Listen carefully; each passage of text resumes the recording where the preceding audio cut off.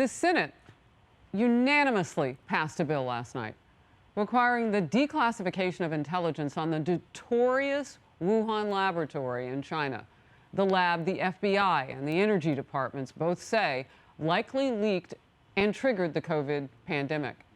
A top House Democrat says some people in his party are hinting that the information maybe ought to be classified. We believe in letting committees of jurisdiction guide the discussions ahead, and working with the administration and asking the administration tough questions. And when we can do that in a way that can be shared with the American public, we will. But declassification conversations are best left to the executive. The House Subcommittee on the Pandemic says it will hold its very first hearing on the origins of COVID-19 next week. And even though two agencies, the FBI, the Energy Department, have both said that the virus most likely originated in that Wuhan lab, the Biden administration, the White House, both seem to be torn. We have seen many different conclusions, right, from the intelligence community. Some of them have made some conclusion on one side. Some of them have made conclusions on the other side. Some of them say they don't have enough information. So I want to be also very careful there as well. And it was because of this president, very early on, the first several months of his administration, he went to the intelligence community and said, we need to figure out how to get to the bottom of this. We need to figure out how this all occurred, because who knows? Did he try talking to the last administration? They had some ideas on that. In Focus, Sarah Huckabee Sanders, governor now of the great state of Arkansas. And I haven't seen you since then. Congratulations, governor. Do we need to see this material? Does it need to be declassified widely, or widely rather? Well, we know that China is not going to be a good actor in this process. They are our biggest adversary. They lied about COVID, and we have to hold them accountable. And we have the media and Democrats acting like defense attorneys for the Chinese instead of helping get to the bottom of what actually happened, where I think even their own agencies are starting to point to the fact that this came from a Chinese lab. And we have to hold them accountable, and I think we need to hold all of those that are part of the cover-up accountable as well. You know, I put this kind of in the same bucket as information was given at the very beginning of his presidency to Biden and his team about the border.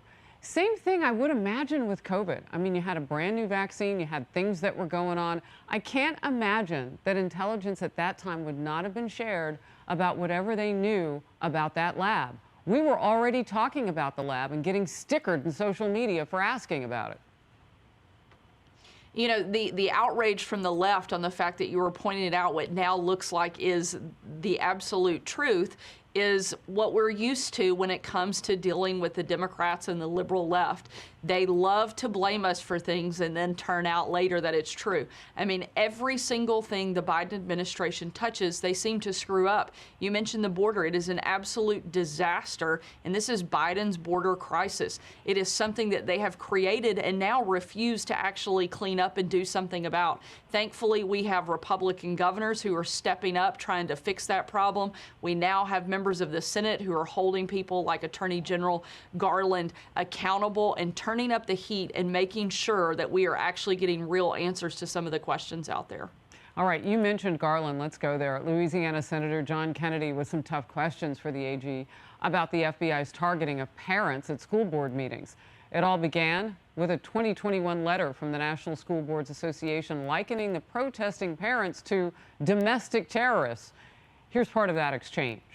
You issue a directive to your criminal division to start investigating parents who are angry. Nothing in my memorandum says to investigate parents who are angry. But this looks like you were just giving in to the teachers' unions and politicizing the disagreement, the honest disagreements. I mean, we only, as a result of some of our school board policies, we only experienced the largest learning loss for our kids in modern history.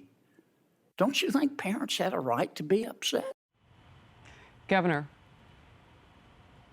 It is absolutely absurd the way that the Attorney General and the entire DOJ under President Biden have become so political, going after parents who actually care about what is happening with their kids, the way that they allowed the schools to stay shut down, and the impact that we have seen that have on kids, not just the learning loss, but the mental health impact that that has had on our students across the country, and that they are targeting those parents. Americans shouldn't have to sit at home while they're drinking their coffee, worried about whether or not they're going to have federal agents show up at their door and berate them. When we have real problems that they need to be focused on, they continue to ignore those and instead target conservatives.